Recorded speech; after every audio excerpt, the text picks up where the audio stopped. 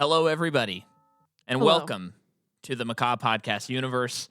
My name is Micah Macaw, My name is Jordan McCaw. and it is the year 2023. Can you believe that, Jordan? No, because it's not upon this recording. No, don't tell him that. This is live. This is a live 2023 recording. is wild. Those hover cars finally made it. They did. They did.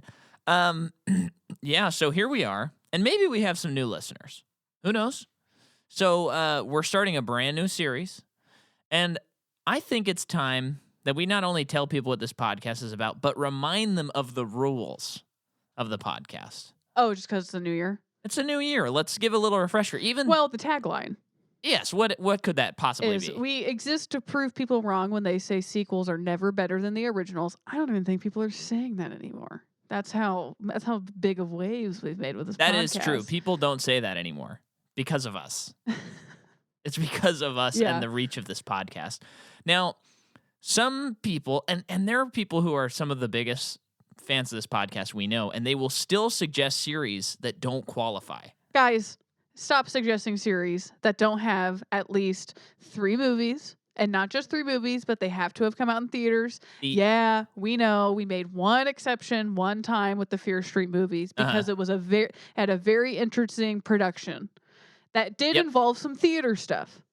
So that's the one exception that we've made. Other than that, if it's not been in theaters, don't come knocking. Right. And there are certain, because the landscape has changed quite a bit. Streaming is somewhat of a viable option, although 2022 taught us that it's not nearly as viable as the theaters. But there's still some things like say if we cover the Alien versus Predator series at some point, both series and then the AVP as well, we will definitely cover the 2022 movie Prey.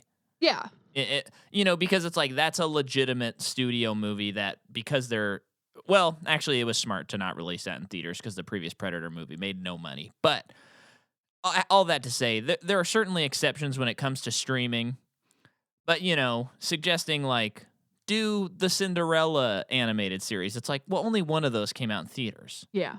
That doesn't count. We're not doing direct to DVD because we don't want to get stuck in the vortex. That would be boring. Did someone really suggest that? I know that in the past people have suggested Disney princess type movies. It would be boring too, wouldn't it? I think it would. It'd be fun to talk about the first one and maybe the second one, but once you get into 3 or 4. You're just talking about the same thing. Yeah. So, and maybe you're a new listener, we got plenty of series to choose from in the past. But today, we're doing one that I'm surprised to say has actually been requested by quite a few listeners. And it is our oldest series to date. The reigning champion was The Godfather that we've covered. But today it's beat out by the Dollars trilogy, or some call it the Blood Money trilogy, or some call it the Man with No Name trilogy. And this first movie is A Fistful of Dollars. Now, this is an insanely influential movie. I have a question right off the bat. Yeah. On IMDb, the poster for it, one, is just so cool. And I'm kind of wondering if it's the first poster, the original poster. I believe that is. So it says A Fistful of Dollars is the first motion picture of its kind. It won't be the last. What does that mean? Well, we can talk about it. Okay. So that's part of, I got to take us down film history lane here. So the Western is obviously a very American experience. Cowboys and, I know it's an outdated term, but for sake of this, the Cowboys and Indians. That is like a classic American thing. Yep. Now, it's also highly influenced by Japanese cinema and the samurai. So there's a lot of, I think we can credit Akira Kurosawa with a lot of what this becomes in America. But today we're going to be talking about the next step after the American Western. And that's what's going to make this one unique and so influential. This movie, I didn't realize that this movie, I knew it was influential, but I did not realize it was insanely influential. Yeah. But first of all, let's talk about our experience with the movie. Yeah. You go first. This is, I've seen bits and pieces of all of the movies, but I've not sat down, press play on them ever. Yeah. Because they're always on TV growing up. Yeah, and this is like a classic. If anyone has a dad, Yep. if they're flipping through the channels and a movie starring Clint Eastwood is on, that dad is going to stop at least until the commercial break and watch it. Yes. So this was my technically first time seeing it, although I had seen parts of it before. Yeah. But yeah, I also wanted not just our first experience with the movie, but with Westerns. Not first experience, just in general. You wanted to know? Because we both have dads that really like Westerns. Yeah. Because for me growing up, my dad's the classic dad flipping through channels, can't stand something longer than a minute. Yeah. Kind of dad. So it would be rotating between like whatever game is on to whatever Western's on to whatever other movie might be on to something else. So I've seen a lot of bits and pieces of a lot of Westerns. And as a kid, there is nothing worse than that. As an adult or any age, flipping between things is not great. Yeah, but like kind of growing up, I did not like Westerns. Yeah. Because you're saying the genre. The genre, because it was just always so boring. Uh-huh. And I'm sure that a lot of them that were on TV, yes, you got your classics, but it's like John Wayne was in a million freaking movies. Not all of them were good. It's impossible. Right. Westerns are Pulp Fiction. Yeah. I mean, that's like Pulp Fiction is kind of like Western started that. Pretty much. Yeah. So that's why for me it's like Westerns have always been it's just like I don't know if I've actually at the time when I was a kid ever saw a good one. Sure. Because like front to back. One, I wouldn't be watching the whole thing. Or two, I think it is like one of those things where a person's like, yeah, I really like Westerns, but it's like, but what's the percentage of them that are actually like well-known good ones? Yeah. Like good, you know? Well, so are you done? I'm sorry. I was like... Kind of. Oh, okay. Keep going then. Oh, just that. So growing up, don't really care for Westerns, avoid them, all this stuff. And then when I was getting into movies in general, getting into that IMDb top 250. Yeah. I did watch Once Upon a Time in the West. Yeah. Which is a Sergio Leone movie. And I remember really liking it, although I can't remember a lot of that movie. Yeah. And I think that was kind of like, oh, not all Westerns are bad. And I'm sure by the time I saw that, Django was out. Yeah. So, when Django came out, that it was like, whoa, this is really, really good. And I don't really like this time period. Yeah. In a way. So I've since come around on a lot. Cormac McCarthy's helped a lot. Yeah. For me. Yeah. People should read the Horses trilogy by Cormac McCarthy. It is some of the best books ever written in this universe. And they're Westerns. Glad you clarified which universe. Yeah, this one. Universe 616. Yeah. So for me, I have seen this movie. This is my second time watching it. The first time I watched it, I was watching the Dollars trilogy. Somewhere along the way, though, I just didn't watch the one we're gonna watch next for weird. a few dollars more, or I watched like half of it or something like that. And so I haven't actually finished it, but I have definitely finished this one. So this was the second time I've seen it. And then, of course, there's the scene in Back to the Future Part 3 where he does what happens at the end of this movie. So, I'm familiar with this movie. I'm familiar with Clint Eastwood. As far as Westerns go, I definitely grew up watching a lot of Clint Eastwood specific Westerns. Yeah. Hang 'em High, Outlaw Josie Whale, the Good, the Bad, and the Ugly. And then there's a few others like Silverado, The Magnificent Seven. So it was fairly influential. I think Hang 'em High, it's a different one. Never mind. Won't get into it. But what I was realizing while reading up about this movie and gathering my notes is that this movie, and there's going to be a couple of other exceptions that we'll talk about, but this is kind of like the turning point for Westerns. So this is like, to put it into today's standards, this is like the Dark Knight of Westerns, where, okay, you had like the version of Westerns, this movie comes out, and now all Westerns are different. Yeah. Because before this, you have like the John Wayne Western where it's like, I am a pure hero. Yeah. That's it. And then this movie is like, hey, a guy strolls into town. He's not a good guy. He just wants to make some money. He's not a bad guy. Yeah. He's an anti-hero. Yeah. And he, like, does stuff. He's, like, morally questionable. And there's a lot more, like, violence. They're, like, fairly, like, gratuitous violence for the time. And I have a question. Yeah. Is it, because I haven't seen all the Westerns under the sun, but is it possible that this movie is so successful and his poncho outfit is so successful and iconic that we could never recreate it again? Because it would be too much of a just copying this movie. Because the poncho kicks ass. It looks so good in this movie. And I never see that in a Western. Yeah. Which I know not all Westerns take place in Texas-Mexico border. Well, I think it's always hearkening back to this. It just movie. looks so good, and you just don't see it.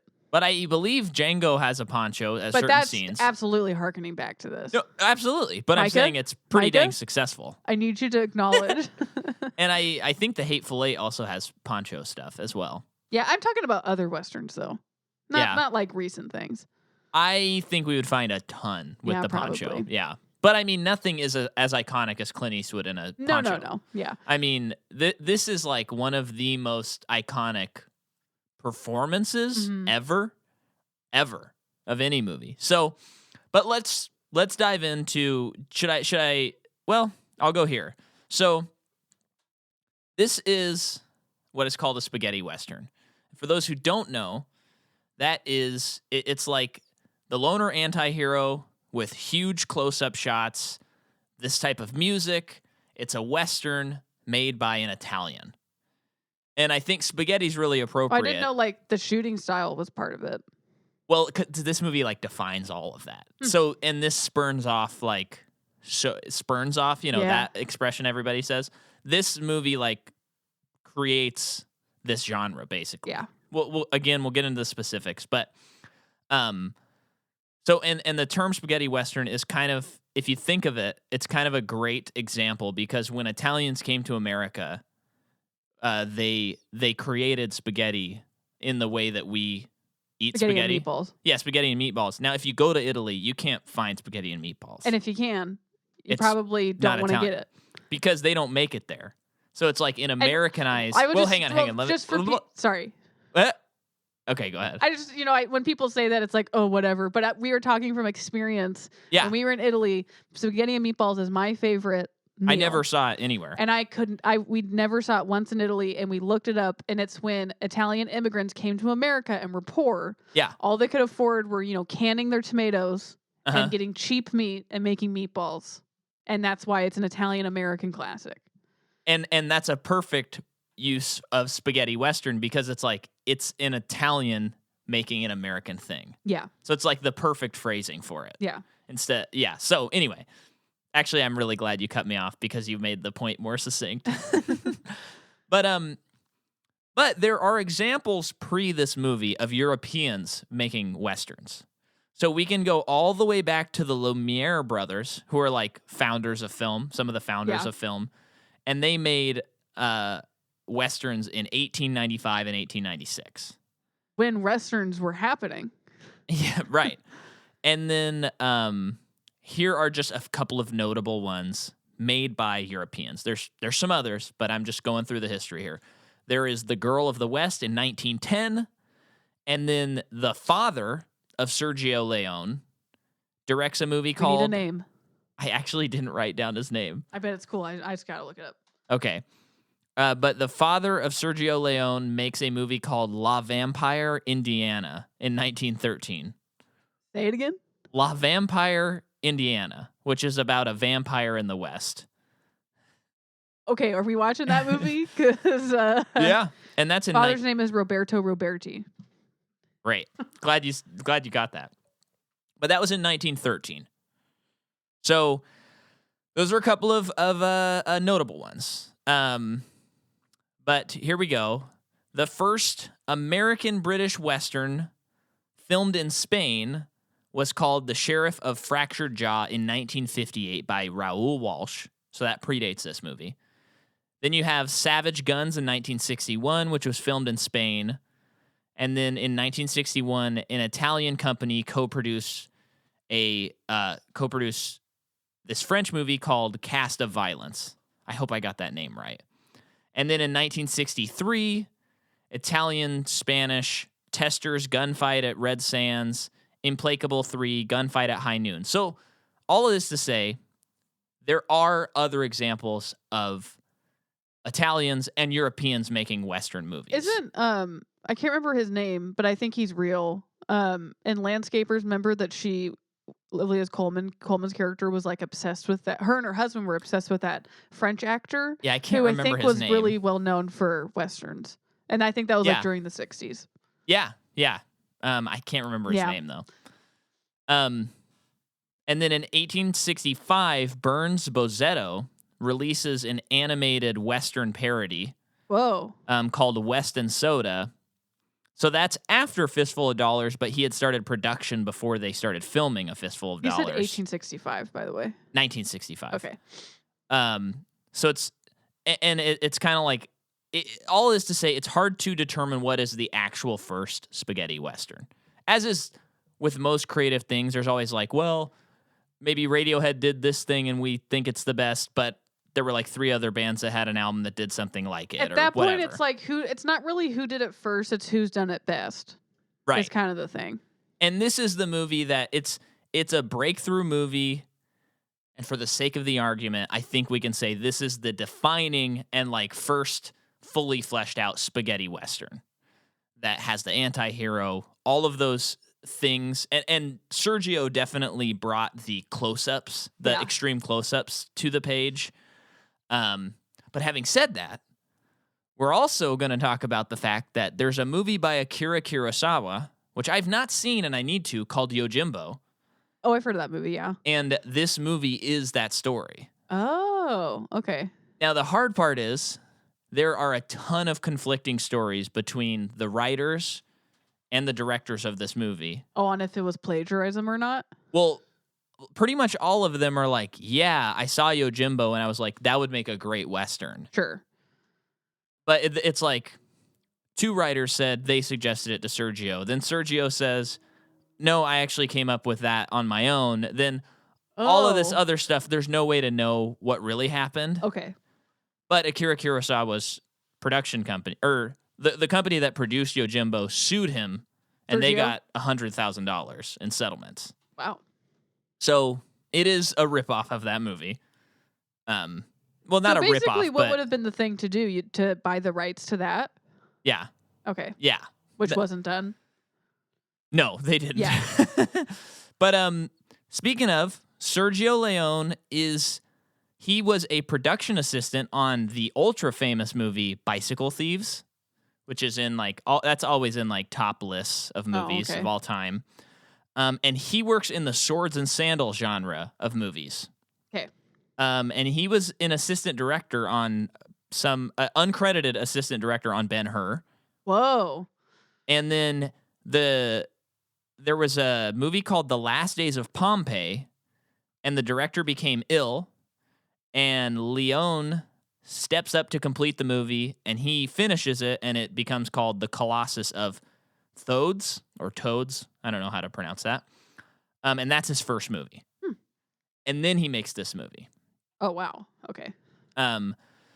So all of that. Are we still tracking friends and family? Now, what I find just sort of interesting is he bridges the gap between like the 2 huge swings of Hollywood, which is really interesting. So he's like Ben-Hur, which is maybe the most successful of the swords and sandal genre. Yeah.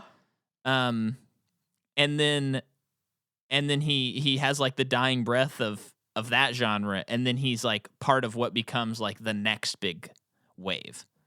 Yeah. Because Westerns ruled Hollywood for decades. Mm. And it's always, you always hear people, I mean, I would say since like the early teens of the 2000 teens, saying like superhero movies are our current Western. And eventually they will die. Yeah. And it'll be something else. Which I agree to some degree, but I think that superhero movies can actually like there's potential that they can adapt because they can have other genres. Whereas like a Western is a Western. That's kind of to me, that's a little bit of a, what's the word? Not the risk. Maybe risk. I don't know. I think superheroes can't last forever. They shouldn't. No, I'm not sure they will, but it makes sense that they're lasting so long because totally. Because you can make, I mean, like Logan, you can make a Western that is a superhero movie. You can do that. The problem is I feel like they don't commit enough to those huge swings, but you can do it. So I think the potential for it to last is, we're still a long way out from like Marvel not being on top, I think. Yeah. Long way. But yeah.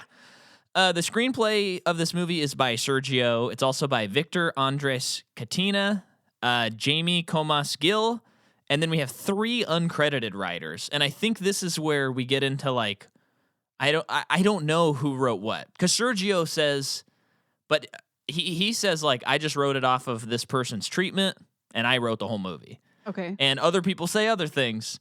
And Sergio's known to like, he also said like, I actually directed all of the Chariot Chase and Ben-Hur, and it's like, it's not true. This part of film history is so wild because it just feels like people were stealing things from people constantly, and that was just how it worked. That's just how you made a movie. Yeah. Well, and I think you just don't have the documentation or like the WGA rules and stuff like that. Like these are the decades where they have to start making these rules because it's like, how come this writer wrote this movie and like the director has the writing credit or whatever? I don't know. Yeah. So you have 3 uncredited writers: Fernando De Leo, Duccio Tessari, Tonino Valerie. And then the story is by Sergio, Andriano Balzani, Victor Andres, and Mark Lowell. And it's based on Akira Kurosawa's Yojimbo. The cinematography is by Massimo Dallamano. I'm laughing at myself. Uh-huh. And then the music. Now, this is wild. This is the music by Ennio Morricone. Now, if you aren't familiar with that name, get familiar, Buster. What was he billed for this movie, though? Oh, I didn't write that part down. It was not that name. No, because they would like sometimes they would use like more Americanized names, at least for the American release of the movie. Yeah. And I don't know, just reading about it, to me, it didn't have that stink of like, this is a racism thing or like American. It seemed like, I think it's definitely a. You think so? Oh yeah, because I think you hear and see even in movies that are made today that are about Hollywood at that time, and there's this person trying to become an actor, and it's like, oh, your name's too Jewish. We have to. Yeah, I guess you got to change it to this. Yeah, you're right. It is. Yeah. Never mind. It felt like when I was reading about it, at least the way it was phrased, it seemed like the makers of the movie like were like, oh, let's just do that. Not like they were being told to do it. Yeah. But I guess if you're influenced to do that to protect yourself, that's basically being forced to do it. I do think, because this is also the 60s. This is like Cold War time. I mean, I'm getting conspiracy crazy about it. I know this. But like, people are not trusting of foreigners. Yeah. And like, I think especially at a time like in that time of history. So it's like, I do think that there was an emphasis on like American made. Like all this like USA kind of stuff that I think people would be I distrusting. Right. I'm very wrong. I got That's why it's so exciting that Parasite won so many Oscars. Yeah, it only took so long. Long time. But yeah, so Ennio Morricone, he is when you hear a Western style score with the cracks of the whip and the flutes and all this stuff, the whistling, that's him. That he created that. He basically, from what I understand, maybe someone can cite something earlier, but he like created this style, and this is like what we identify as how Westerns sound. And if you think you don't know who this person is and you have seen The Hateful Eight, you have heard this person's score before because Yeah. Tarantino brought this man out of retirement For his final score. that movie. And he won an Oscar for it. Yeah. But he, I mean, and everybody's heard, ay, ay, ay, wah, wah, wah, you know, from Good, the Bad, and the Ugly. I mean, that's like one of the most iconic scores. Yeah. And this one too, it's just like so incredible. And it surprised me to know that he basically created this genre because it sounded so fleshed out in this movie. It was like, well, surely they've been doing this for a few years, and this is maybe like the defining score where it puts it all together. But from what I could tell and what I understand, it's like, no, this is just the movie, and it comes out fully formed, like right out of the gate. So well, didn't you say part of that was because he couldn't? Oh, okay. Yeah. Because, and this is just direct rip here, because budget structures limited Morricone's access to a full orchestra, he used gunshots, cracking whips, whistles, voices. I believe this is an outdated term. Jew's harp, trumpets, and the new Fender electric guitar. Instead of orchestral arrangements of Western standards a la John Ford, Morricone used his special effects to punctuate and comically tweak the action, cluing in the audience to the taciturn man's ironic stance. And it is so good. Mm-hmm. So the movie comes out in Italy in September 12th, 1964. It has a $200,000 budget, and it makes $3.5 million worldwide. I believe it was released in the U.S. in 1967. Okay. And it was a smash hit. Yeah. And what I also didn't realize is this man, Clint Eastwood, had never starred in a movie before. Wow, this is the first. So this is his first starring role. He'd been in shows and movies, of course, for a while, but he was in a show called Rawhide. Okay. Which is a Western show. Yeah. But he was saying he was getting tired of like being the guy who comes and saves the day and he gets the kiss from the girl and he's like a humble brag. A knight in shining armor kind of thing. So this was like really exciting prospect. That's interesting. That reminds me of Leonardo DiCaprio's character in Once Upon a Time in Hollywood. Sergio Leone, made by a man who loves Sergio Leone. We know. And it's just interesting with his character. He was always the bad guy. There was a name for it. I can't remember. But he was always the bad guy, and he was trying to break out and be he was trying to be a Clint Eastwood. Yeah. Well, from what I understand from watching that movie, and not having researched this, but I know guess not Clint Eastwood because that was the 60s, and that's probably before this movie came out. But you know what I mean. Yeah. But I didn't realize that this was like something that actors did. But I know that Quentin Tarantino didn't just make it up where it's like, oh, my career's doing really bad.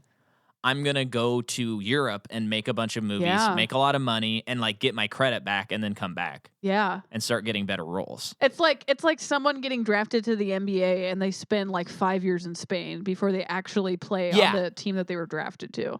Yeah. And I didn't realize that was a thing that actors did. Not anymore though, right? I don't think they do that anymore. Yeah. Because I think the thing you do to cut your teeth and to get like the critical success is work with a bunch of independent studios. Yeah. And get your A24 movie made and maybe a Blumhouse movie or something like that. And then you can do your own stuff. Yeah. But yeah. So due to the low budget of this movie and its extreme success, after it comes out, everyone in Hollywood is like, let's find an anti-hero who looks like Clint Eastwood and let's have similar plots because we can make this stuff cheap. Mm-hmm. And then that's what spurns. I sing this again, spurns. Is that even a word? Yeah. Okay. That's what creates this genre. That's part of it is like the low budgetness of it. Isn't part of why it's so low budget is because sets are constantly being repurposed and reused? It's because they're so cheaply made. Probably both. Because they're just fronts. They're not, obviously. But that's definitely part of it, yeah. Yeah. Because, and the other thing to mention is like we said before this, we had the John Waynes and then like John Ford movies that it was pure, and now we're gritting it up a little bit. Mm-hmm. Yeah.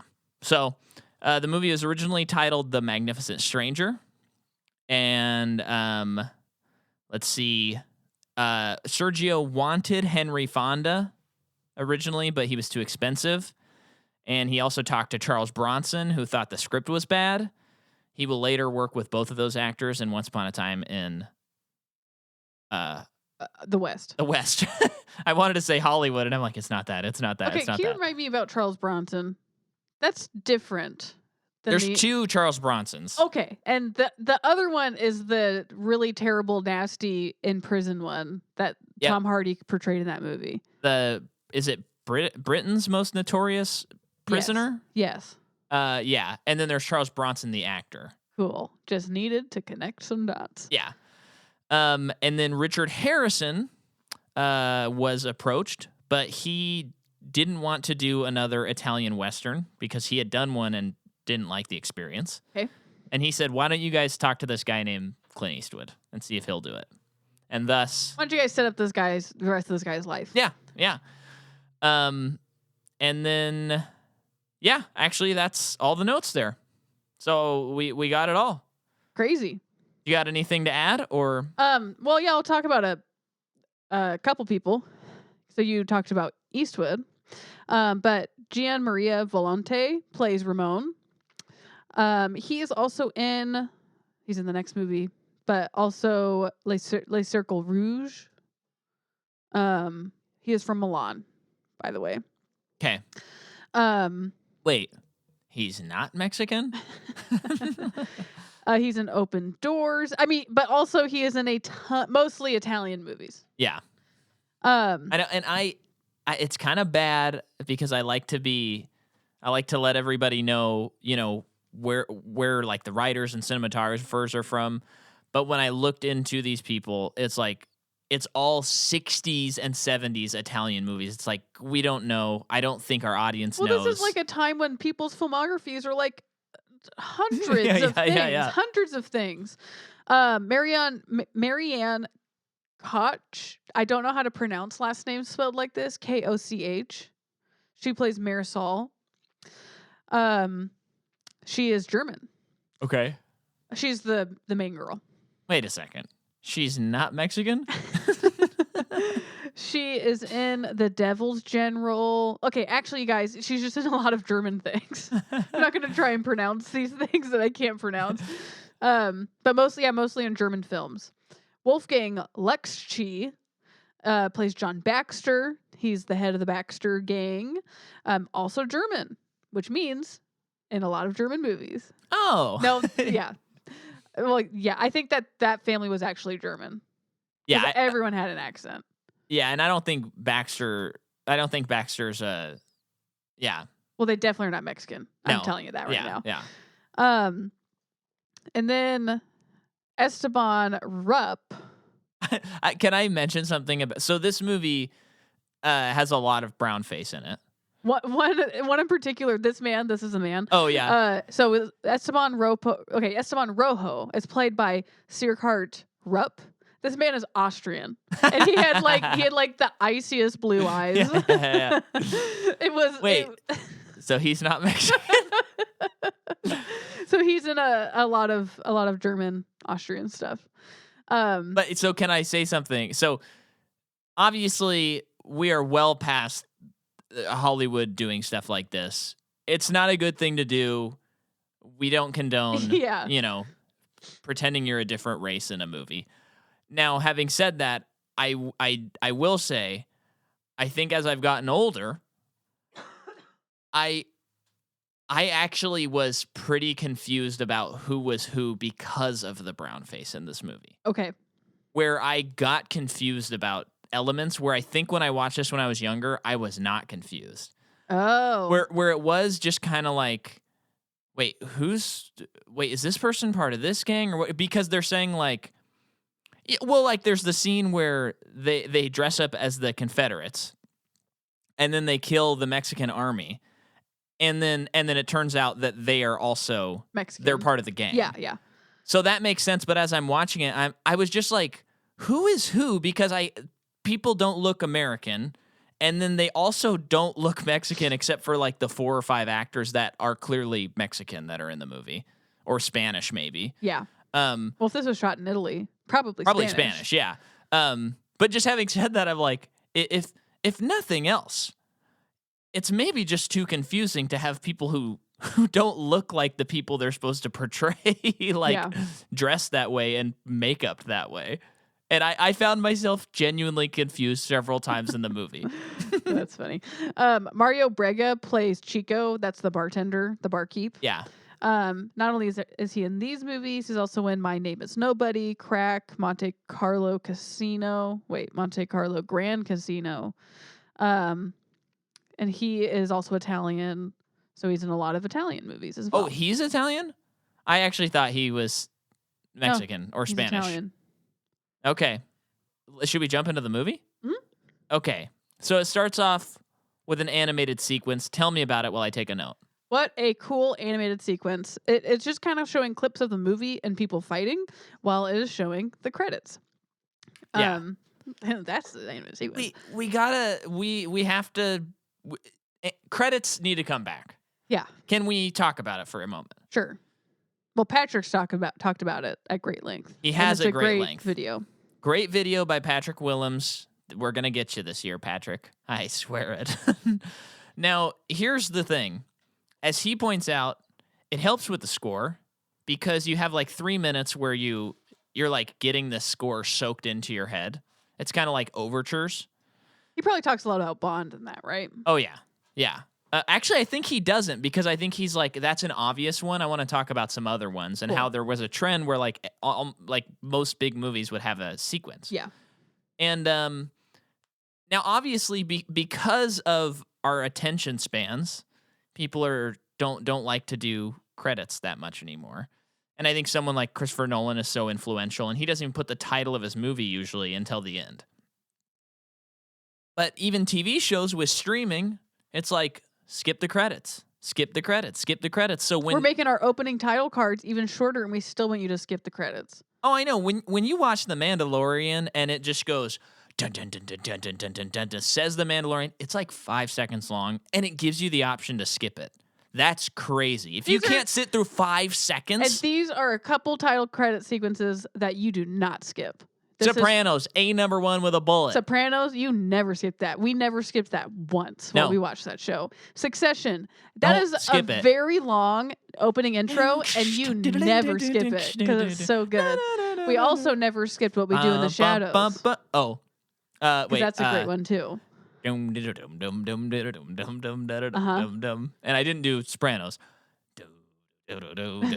And you never skip The Simpsons. And you never skip The Simpsons.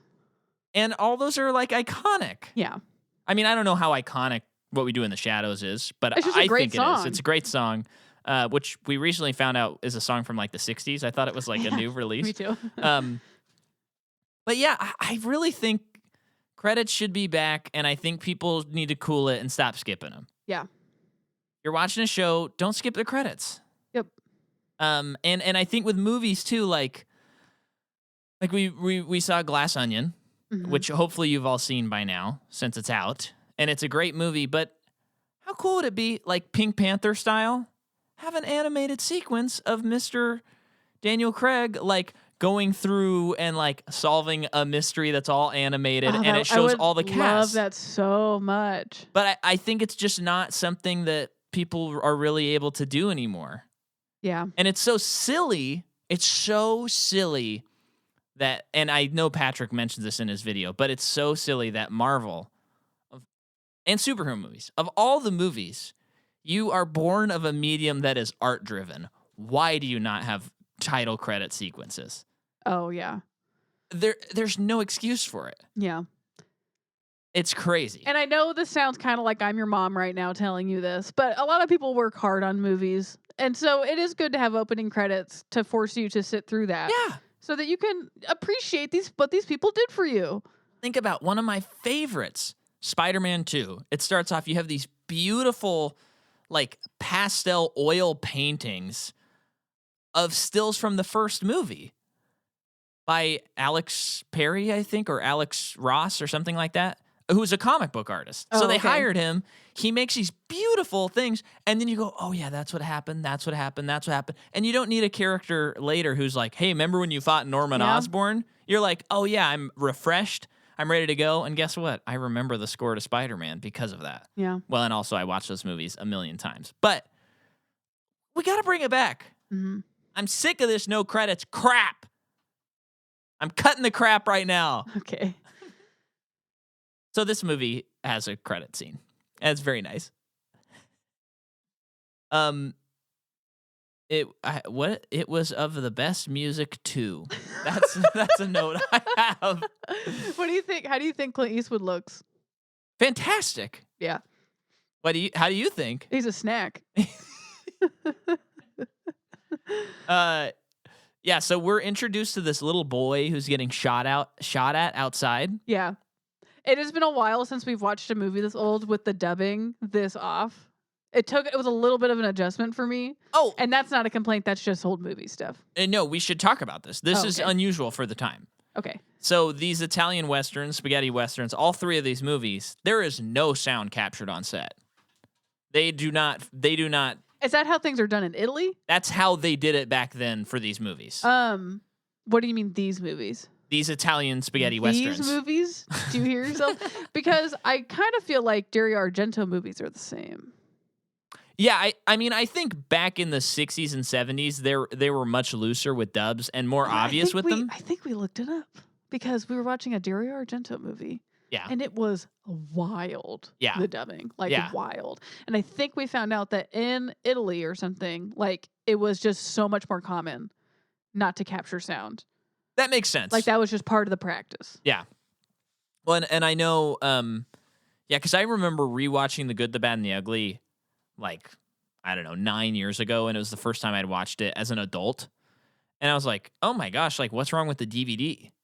Oh. and then I'm like online, like looking through stuff, and I'm like, oh, this is how it is? So has it been remastered though?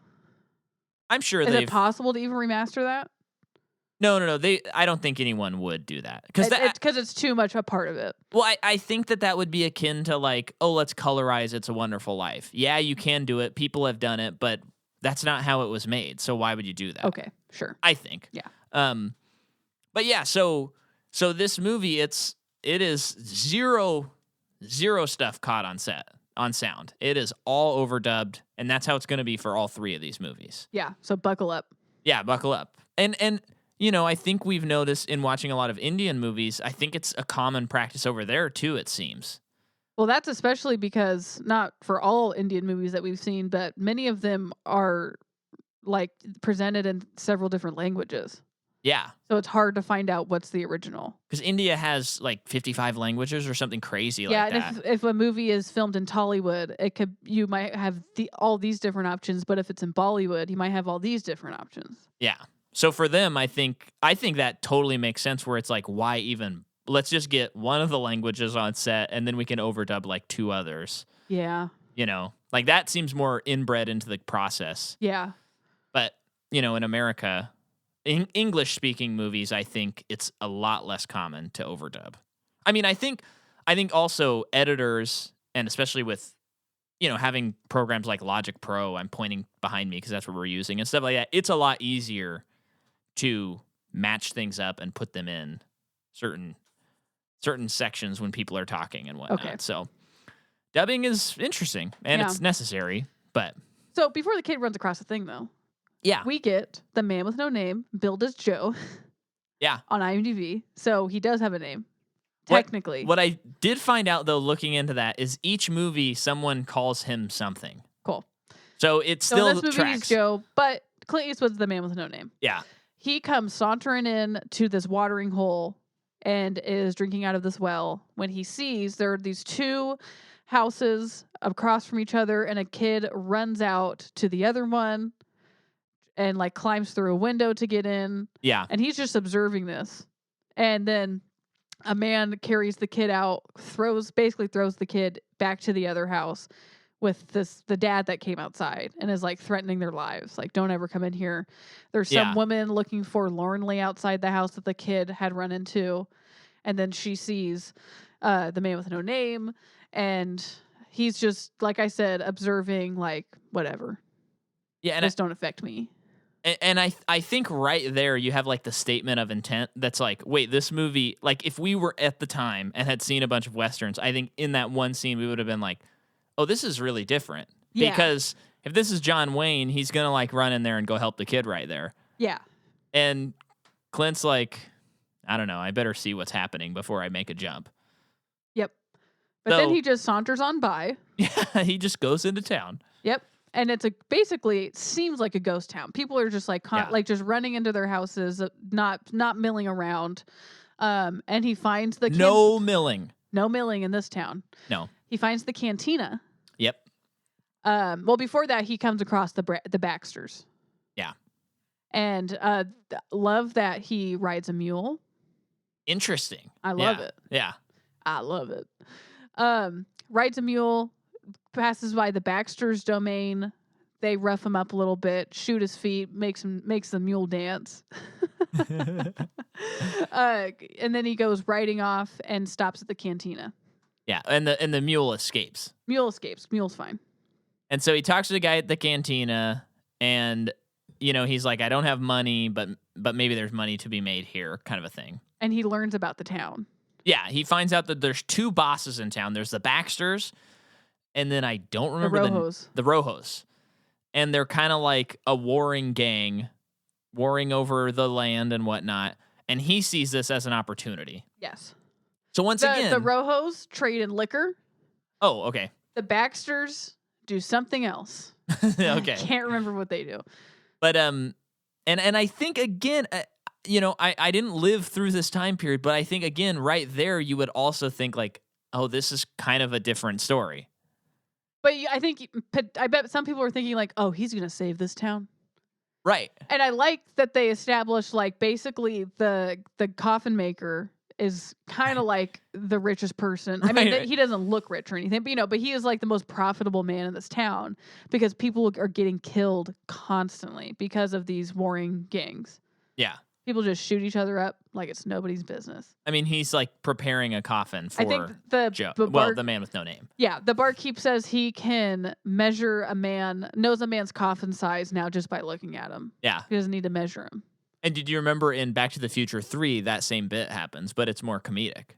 No. Remember, as he's going out, the coffin maker comes up to him and he's like measuring him. Yeah. So it is, I mean, they're clearly fans of this movie. A lot of references to it in that.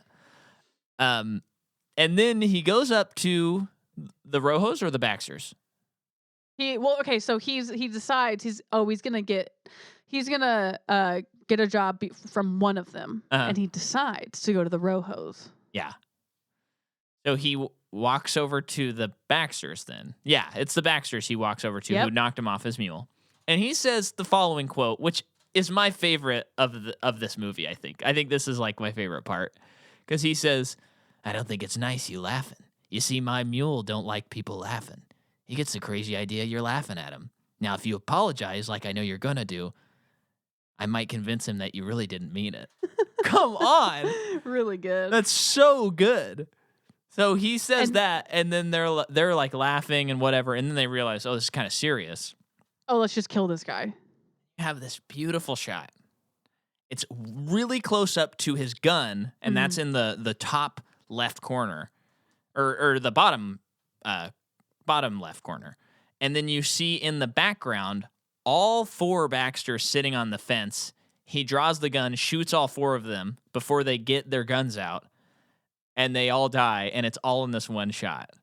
And right there, it's like, that is the definition of the spaghetti Western. Like, that shot is like, if you do that, you've made a spaghetti Western. Like, here's your certificate. Unreal. Unreal. You know, it's so visually appealing. So then he goes over to the Rojos and is like, look what I just did. Yeah. For you guys. Oh, but before that, he walks by the coffin maker and he says, get 3 coffins ready. That's right. Shoots them, comes back, and he said, my mistake, 4. And then he goes to the Rojos. And this is why dads love these movies. Yeah. And they pay him $100. Yeah. And he wants to start getting on their payroll. So Yeah. now he's in with the crew. They're like, oh, everyone who works for us stays with us, this big house. Yeah. Let us show you your room. And then he goes in the room and he's like, nah, I don't like this. Yeah. So he leaves and goes and sleeps in the same room as the barkeep, which is just kind of cute. Yeah. The setup. But he's like technically in cahoots with the row host, but he still wants to kind of like still trying to learn about this town a little bit. Yeah. To really see where the money's going to be made. Yeah. So is that when more or less we go to the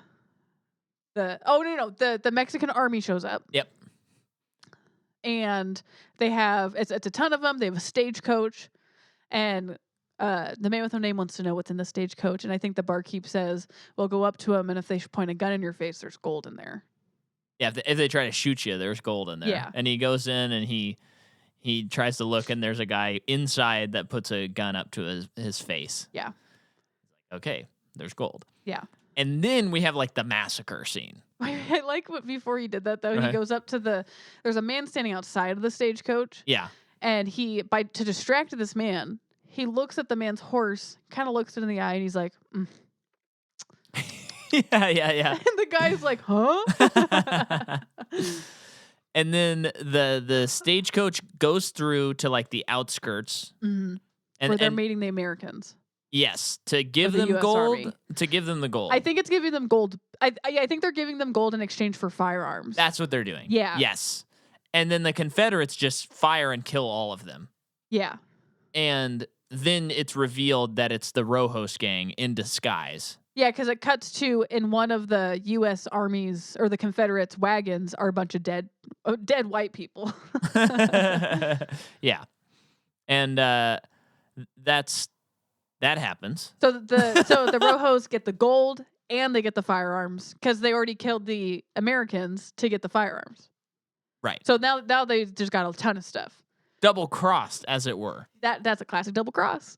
Yeah, and then so then the man with no name has an idea, and he takes 2 of the dead actual Confederates, and he puts them in a cemetery around a grave, and he goes to which one does he go to first? He goes to the Baxters, which it auto-corrected to Badgers, because I guess Baxters isn't a word. And he says, hey, there's 2 Confederate soldiers down. Well, those aren't Confederate soldiers. They were Mexican soldiers. Oh, it's Mexican soldiers. Yeah. So he says there's 2 down there. I forget his reasoning that would make them interested in that. I forget too. And he convinces them. They give him $500, and then he goes to Ramon and the gang, and he says, hey, there's 2 guys down there. Oh, yeah, because to the Baxters, he's like, they might know about this massacre, these 2 Mexican guys that survived. And then to the Rojos, he's like, there's loose ends. There's 2 Mexicans down there. Oh. And so then they all meet up down there. Yeah. Well, they don't like meet up, but he's now pinned them against each other, and he's $1,000 richer. And they have a shootout. And they have a big shootout. I don't think they pay him. They both pay him $500. Because at one point he gives back the $100. Yeah. But that's fine. But yeah, so there's a big shootout between the 2 gangs. People are killed. So now it's like it's escalated, the gangs. Yeah. And meanwhile, he's in the Rojos town. Or, I mean, like, where they hide stuff, and he's trying to find the gold that they stole. So he's tapping on all these barrels. And it's great because you're just kind of like, the movie doesn't hold your hand, so it's kind of confusing, I think. Yeah. But as this is happening, you're kind of like, what is his plan? Like, what is he doing? And I think that's actually advantageous to the movie. Yeah. Is being a little confused. I mean, you feel like you're one of the gang members or something where you're like, I don't know what this guy's trying to do here. Yeah. And he's tapping on stuff, and you're like, okay, I know he's looking for gold, but what's he going to do when he finds it? Or, yada, yada, yada. Yeah. And someone is coming into the barrel room, and he just doesn't matter who it is, punches the first person who comes in. Happens to be Marisol, which is a woman that we find out in a little bit, but that the Rojos gang kidnapped. And she's their hostage because a while ago her husband was playing cards with the Rojos, and allegedly got in and over his head on debt. So they're like, well, we're just going to take your wife. It's Ramon's wife now. Yeah. And you and your kid got to get out of Dodge. Yeah. Now, I think we will probably find a better example of this in the following 2 movies. Okay. But this is something I've been thinking about in the last, maybe 6 months of movies. Is that I think because of the internet and how things are discussed on the internet, I think that the heroes of movies are hardly ever to be able to be, morally complicated.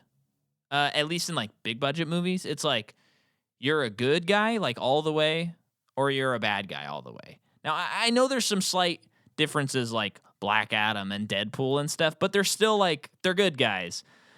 And I kind of miss the realism of, hey, this is our main character. He did just punch a woman. We shouldn't be, happy about that. Yeah. But it's, it makes him a little more, ambiguous, and it's a little more interesting. I think, actually, for most good Marvel movies, the bad guys are really good because you sympathize with them. That's different than what I'm talking about. Because I mean, your main character. Oh, okay. Because even, if you're, to use a terrible example again, but it's on my mind, Black Adam. He's an anti-hero, but he does only kill, bad guys. So he's kind of just a hero who also murders, and it's just kind of lame. There's not really a gray area with him as much as the movie is telling you there is. Yeah. It's just you just kind of suck. Yeah. And you should be better, or you should be worse. Yeah. And I just think another movie I think of is Tar. Okay. Which is a masterpiece and everyone should watch. And in that movie, it's Lydia Tar allegedly, potentially has done something very bad. But she also has some ideas and some things, and her work is really interesting to where I think this movie challenges you to think I can't either only write her off or be totally on her side. Yeah. It forces you to not choose a side. Yeah. And I just think the ambiguity of the 60s and 70s with cinema, a movie like Taxi Driver. Yep. It's all these movies, they had maybe more a little more morally complex characters than a lot of what we get now. Sure. That's just something I think. I just would have to think about that, but I do think there are still plenty of movies that are doing it. You know, like the Safdie brothers, their characters are always very, very complex characters where you're on their side and you're not on their side. But as much as the word anti-hero gets thrown around, especially in superhero movies, I feel like we don't really have a lot of actual anti-heroes. Well, I think kind of the fun thing about a Safdie brothers movie or even a Tar movie, and I know it's all a story, it's all fictional, and it's a movie. So yes, you do have your protagonists and your antagonists. You have your heroes, you're not. Yeah. That's just a story thing. But I think what is always so interesting about movies like Safdie Brothers, Tar, or Taxi Driver is that's just about people. Yeah. Because that's just what people are. Right. Yeah. Yeah, totally. They're not, because I guess it would be harder to look at that as superheroes because that's not really, superheroes aren't people. Yeah. I know. Yeah. I know, they are. You know what I mean? But they're not. Yeah. Well, and I think that obviously the time we live in affects how movies are made. And I do think that politically, in the 60s and 70s, it was this big paradigm shift where it's we can't trust politicians, or they lied to us. So there's an ambiguity. Whereas I do think we live in a time now where it's and I find myself this way too, where I look at, say, a candidate for some office and I think to myself, okay, this person, I hate them or I love them. Yeah. I don't find many that I love, unfortunately. But it's oh, they agree with this issue that I disagree with, therefore this person is not a good person and they suck. And it's I can just write off the whole thing. And so I think that affects movies too, where it's the time period we live in, it's we don't want to talk about the complexities of a lot of individuals. We would rather just write them off because it's easier. It's stressful. Yeah. Another good example is Atlanta. Yeah. That's just keep about going people. with it though. Just most of those characters, even our main characters, besides Darius because he's perfect and a unicorn, but most of those characters, like for the most part, you sympathize with them, even when they're doing something that is like wrong. Like that one episode that we just watched with Donald Glover's character, like ruined this woman's life, but we didn't know that until the end of the episode that's what he orchestrated. Yeah. And it's like, oh, he's doing better. He's doing good. He's going to therapy. He's figuring this out. And it's like, oh no, he didn't learn anything. Right. He still needs to go to therapy. Yeah. You know, so it's just a lot of those characters do things that are harmful to themselves and to each other. Right. But also that's just people. Right. And that's why that show's like such a great character study. Yeah. Well, and maybe I take back that we're not getting those types of characters because now you're citing so many where we are. I do think we get them in shows. That's where we get them most of the time. Yeah. And that's kind of like whenever you watch a show that you're really liking or something, and like there's one character that you really don't like, and you're kind of still in like the beginning of the show or whatever, and then you get to this one episode. Where it's like, oh, that's crap, why they tick. I have to sympathize with this person now, and I hate this character, but now I have to love him. And by the end of the episode, it's like, I love them. Yeah, I get it. Yeah, totally. But I think about someone like Adam McKay, who I love his movies and stuff. But he does take gray issues and he turns them black and white for sure. Yeah, like, and I like the movie Vice. I like the movie Don't Look Up, but those movies are like all these characters are black or white. Yes. And I don't think any of them are white, really. Well, I kind of think the thing with Don't Look Up is that's like really intentional. Yeah. Because that is the world we live in, and it's a mirror. Yeah. Well, and I think politically that's where we're at. Where at least if you're making something political, you don't want to make something that has a gray area. Yeah. Because we're all sick of it, and if you believe one thing, you're not going to be convinced of the other. And do you mean like actually political, like things we vote on? Because Tar is a very political movie. Yeah, I'm talking literal politic movies. Yeah. Okay. Yeah. Anyway, but yeah. So that's that. So thanks for listening. Right. Sure. Then he takes Maria. Menounos. Marisol. Yes. Takes her to the Baxters because he knocks her out cold. Yeah. And basically gives them the opportunity to be like, Rojos, we have your lady. Yeah. We will give her back to you peacefully, but we must meet about it. Yeah. And so then there's like the mother and son trade-off in the town. They don't trade the son. The son was never kidnapped. Oh, no, I mean, they do the trade-off with the mother. The son is there. In the cantina crying and runs out to his mom. And that's when we find out her backstory. Yeah. And I think this is when the movie you start being like, oh, okay, I understand what's happening. Yeah. And again, I think as the movie was going, I was like, I'm kind of having trouble following this movie a little bit. But I felt like in this scene, the key turned and I was like, okay, I'm tracking now. And I think that's by design. I think so too. Yeah, I was about to say I think it's by design, whether intentional or not, which would mean it's not by design. I think it's by design. Yeah. And so now Clint is going to make like a morally good decision, because then he goes to the small house. I called it small house. I don't think they called it that in the movie, where Maria's at. Marisol. And he kills everybody in there except for one guy, I think. Okay. No, he kills him. He kills everybody in there and saves her, and then brings her back, like walks across the street to her husband and son, and gives them money. You guys gives them money and says, "Go now." Yeah, they're coming after you now. And I do. It's such a movie thing. I just love that they look at him and they're like, "Why do you do it?" Well, this part I love. He goes, "Why did you help us?" And he says, "'Cause I knew someone like you once, but there was no one to help." Yeah, which is enough. Sometimes that's all you need. I know, for movies. And I love that this movie was made in 1965. Four. And just to know, I mean, I haven't seen the other two movies, but I'm just assuming we ain't getting that story because we don't effing need it. No. That would like discredit how mysterious this man is. I know. But whenever they do the Disney Plus Don't 12 don't even episode say series, it's blasphemous.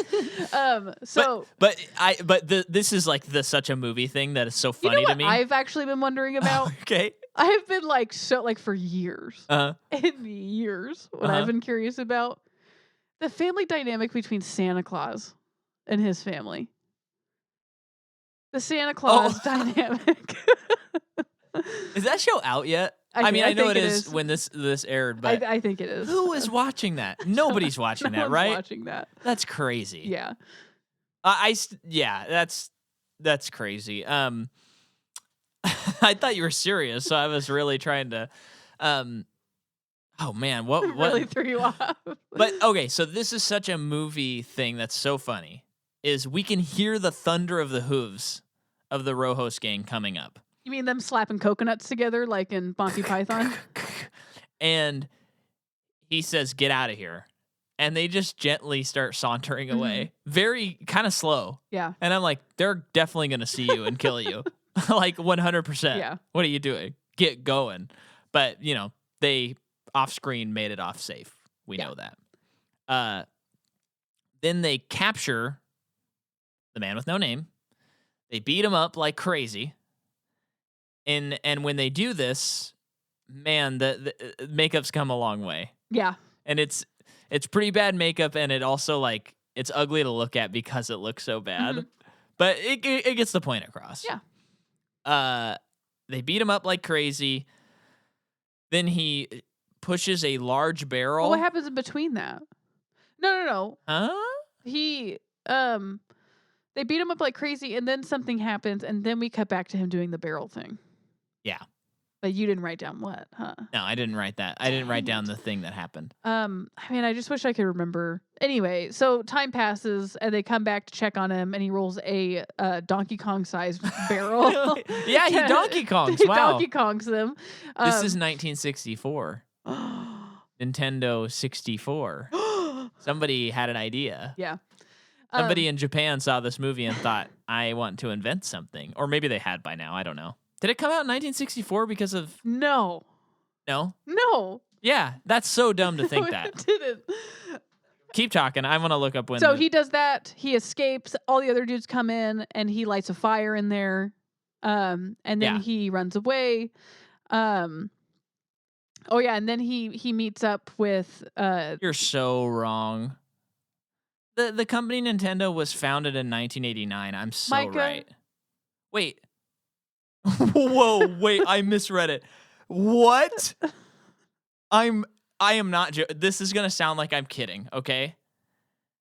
This says on Wikipedia, founded September 23rd, 1889. Whoa.